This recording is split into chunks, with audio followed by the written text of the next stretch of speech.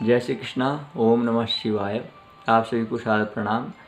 आज हम आपके समक्ष भगवान शिव की पूजा करने से पहले हमें किन किन बातों का विशेष ध्यान रखना है और फिर भगवान की पूजा करने से हमें अनंत पुण्य की प्राप्ति होती है। क्योंकि भगवान तो स्वयं भोलेनाथ हैं, श्रद्धा और विश्वास के स्वरूप हैं। भगवान शंकरो बंदे श्रद्धा विश्वास रूपिण। इसलिए श्रद्धा और विश्वास बनाए हुए हमें भगवान शिव का अभिषेक पूजन करना है, जिसके करने से हमें अनंत पुण्य की प्राप्ति होती है। तो सबसे पहले हमें जब भी भगवान शिव का अभिषेक करना है तो किस बात का ध्यान रखना है। कहा गया कि बिना भस्म त्रिपुंडेन बिना रुद्राक्ष मालया शिव पूजा न कर्तव्या कृता तो विफला हुएत। कि जब भी हम भगवान शिव का पूजन अभिषेक करें तो सबसे पहले रुद्राक्ष माला धारण करें और त्रिपुंड अवश्य लगाएं भस्म का, और उसको लगाने के बाद फिर पूजन आरंभ करें, क्योंकि उसके बिना की हुई पूजा निष्फल मानी गई है। इसलिए भगवान अत्यंत प्रिय है। जो भी भक्त उनका पूजन करने से पहले रुद्राक्ष माला और त्रिपुंड इत्यादि धारण करता है, इसलिए अवश्य धारण करना चाहिए। और दूसरी बात हमें क्या ध्यान रखनी है कि जब भी हम भगवान का अभिषेक करें तो शंख के द्वारा हमें भगवान शिव का अभिषेक नहीं करना चाहिए, श्रृंगी के द्वारा करना चाहिए, अन्यथा लोटे गड़वी के साथ करना चाहिए भगवान शिव का अभिषेक। इसलिए कहा गया कि महाभिषेकम सर्वत्रम शंखे नैव प्रकल्पेत शिव सूर्य अर्चन बिना। अर्थात जब भी हम भगवान शिव का अभिषेक करें तो शंख के द्वारा ना करें, श्रृंगी के द्वारा करें, अन्यथा लोटे के गड़वी के द्वारा ही अभिषेक करना चाहिए, जो अनंत पुण्य को देने वाला होता है। तीसरी बात हमें कौन सी ध्यान रखनी है कि हमें कौन कौन से फूल भगवान को पुष्प अर्पण नहीं करने हैं।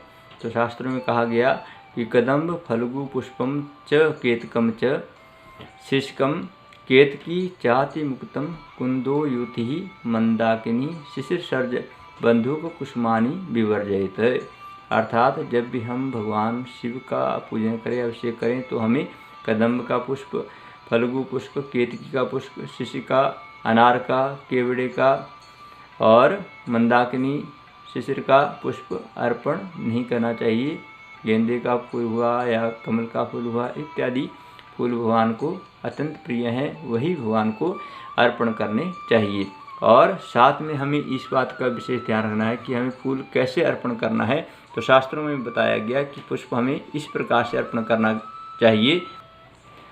पत्रम वा यदि वा पुष्पम फलम नेष्ठ अधोमुखम यथो उत्पन्नम तथा देयम बिल्व पत्र अधोमुखम।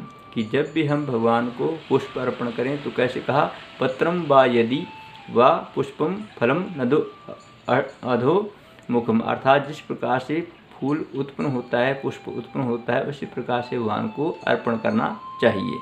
और बिल्वपत्रम अधोमुखम, और बिल्वपत्र को अधोमुख होकर के उल्टा करके भगवान शिव को अर्पण करना चाहिए। अन्यथा पुष्प भगवान को जिस प्रकार से उगता है उसी प्रकार से भगवान के ऊपर अर्पण करना चाहिए। बिल्वपत्र भगवान को अर्पण करते समय विशेष ध्यान इस बात का रखना चाहिए कि बिल्वपत्र कैसा होना चाहिए। कहा गया कि अखंडे बिल्वपत्रेश्च पूजते शिव शंकरम कोटि कन्या महादानम बिल्वपत्र शिवार्पणम। अर्थात अखंड, उसमें खंडित बिल्वपत्र भगवान को अर्पण नहीं करना चाहिए, और जो साबुत हो, वही जिसमें किसी प्रकार का छेदना टूटा ना हो, वह बिल्वपत्र भगवान को अर्पण करना चाहिए। जिसके अर्पण करने मात्र से कहा कोटि कन्या महादानम, अनेकों कन्यादान के बराबर का फल प्राप्त हो जाता है। एक बिल्व शिवार्पण, एक बिल्वपत्र भी यदि हम श्रद्धा भाव के साथ भगवान को अर्पण करते हैं तो उस व्यक्ति को अनंत पुण्यों की प्राप्ति होती है। भगवान शिव का अभिषेक करते समय हमारा मुख किस ओर होना चाहिए। भगवान शिव की जब हम पूजा अभिषेक इत्यादि करते हैं तो प्रातःकाल के समय पूर्व की ओर मुख करें, और सायंकाल के समय अर्थात पश्चिम की ओर मुख करें, और रात्रि काल के समय उत्तराभिमुख होकर भगवान का पूजन करना चाहिए, अभिषेक करना चाहिए। और विशेषकर भगवान की पूजा उत्तराभिमुख होकर करनी चाहिए, जैसा कि शास्त्रों में बताया गया है कि शिवार्चनम सदा पेयम शुचि कुर्यात उदम मुखः, अर्थात उत्तर की ओर मुख करके भगवान का पूजन करना चाहिए। अर्थात जिस तरफ जल गिरता है जलहरी में उस तरफ अपना मुख करना चाहिए, दक्षिण की ओर पीठ हो। और भगवान का वैसे तो भगवान की पूजा विशेष जब करते हैं तभी इस बात का विशेष ध्यान होना चाहिए, अन्यथा भगवान की पूजा भाव से ओम नमः शिवाय और वैदिक मंत्र के द्वारा करनी चाहिए, क्योंकि भगवान शिव को जलधारा अत्यंत प्रिय है और जो भी व्यक्ति जलधारा भगवान को अर्पण करता है उसको अत्यंत, जो भी अभिषेक करता है उसको अनंत पुण्यों की प्राप्ति होती है। ऐसा भगवान स्वयं शिव पुराण में इसका वर्णन करते हैं। लिंग पुराण में इसका वर्णन किया गया है। यह स्कंद पुराण में बड़े विस्तार से इसके बारे में कहा गया है। भगवान शिव की पूजा अभिषेक करते समय हमें भगवान को कौन से रंग के वस्त्र अर्पण करने चाहिए? तो जिस प्रकार से विष्णु भगवान को पीला वस्त्र अत्यंत प्रिय है, माता जी को, दुर्गा माता जी को लाल वस्त्र अत्यंत प्रिय है, उसी प्रकार से भगवान शिव को भी बागंबर और श्वेत वस्त्र अत्यंत प्रिय है। इसलिए कहा गया कि पीत कौशेयम वसनम विष्णु प्रीत्ये प्रकृतितम रक्तम शक्त्यः अर्क विगन नानम शिवस्य च शीतम प्रियम, अर्थात शिवस्य च शीतम प्रियम। भगवान शिव को शीत अर्थात श्वेत वस्त्र अत्यंत प्रिय है, श्वेत वस्त्र, और भगवान को बागंबर वस्त्र अत्यंत प्रिय है। जब भी हम भगवान शिव की पूजा करें, अभिषेक करें तो भगवान को श्वेत वस्त्र अत्यंत प्रिय है, इसलिए भगवान को श्वेत वस्त्र ही अर्पण करना चाहिए। जब भी हम भगवान शिव की पूजा करें तो शिव लिंग को हमें शून्य नहीं रखना है, क्योंकि शास्त्रों में बताया गया कि लिंग पुराण विशेषकर इसका वर्णन किया गया कि यस्य राष्ट्रे तु लिंगस्य मस्तकम शून्यम लक्षणम तस्मा लक्ष्मी महारोगो दुर्विक्षम बहन क्षय, अर्थात जो शिवलिंग के पूजन जब हम करते हैं तो उस समय उसको शून्य रखकर जो पूजा करता है उसे अकाल दुर्भिक्ष पड़ने का भय रहता है। इसलिए जब भी हम भगवान शिव का अभिषेक करें तो शिवलिंग के ऊपर फूल अन्यथा चावल अन्यथा बिल्वपत्र अवश्य रखें, भगवान का अभिषेक करें। शून्य कभी भी शिवलिंग को नहीं रखा जाता। और विदेशों में कई बार बिल्वपत्र नहीं मिल पाते, इसलिए फूल भी रख सकते हैं।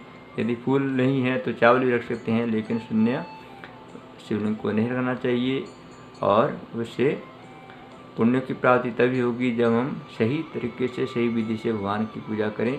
इसलिए जब भी अभिषेक करें तो कुछ ना कुछ भगवान शिव का ध्यान करते हुए शिवलिंग पर अवश्य अर्पण करें, जिससे हमें अनंत पुण्यों की प्राप्ति अवश्य में होगी। भगवान शिव की कितनी परिक्रमाएं करनी चाहिए? जैसे कि आप सभी जानते हैं कि जैसे विष्णु भगवान की 4 परिक्रमा होती हैं, सूर्य भगवान की 7 होती हैं, माता दुर्गा की 1 परिक्रमा होती है। उसी प्रकार से कहा गया कि शिव की आदि परिक्रमा होती है। प्रमाण के लिए कहा गया कि एका चंड्या रवे सप्त तिस्र कार्य विनायकी हरे चतस्रः कर्तव्या शिवस्यार्ध परिक्रमा, अर्थात एका चंड्या भगवती दुर्गा की 1 परिक्रमा, रवे सप्त भगवान सूर्य की 7 परिक्रमाएँ, तिस्र कार्य विनायकी भगवान गणेश जी की 3 परिक्रमाएँ, हरे चतस्र विष्णु भगवान की 4 परिक्रमाएँ और शिवस्यार्ध प्रदक्षिणा भगवान शिव की आधी परिक्रमा की जाती है और उसके उपरांत भगवान को नमन किया जाता है। तो जब भी हम भगवान शिव की पूजा करने के उपरांत परिक्रमा करें, प्रदक्षिणा करें, तो आदि ही परिक्रमा भगवान शिव की जाती है। कई बार हमारे मन में यह प्रश्न आता है कि भगवान शिव की पूजा किस समय करनी चाहिए? तो भगवान शिव की पूजा 8वें प्रहर में कभी भी कर सकते हैं।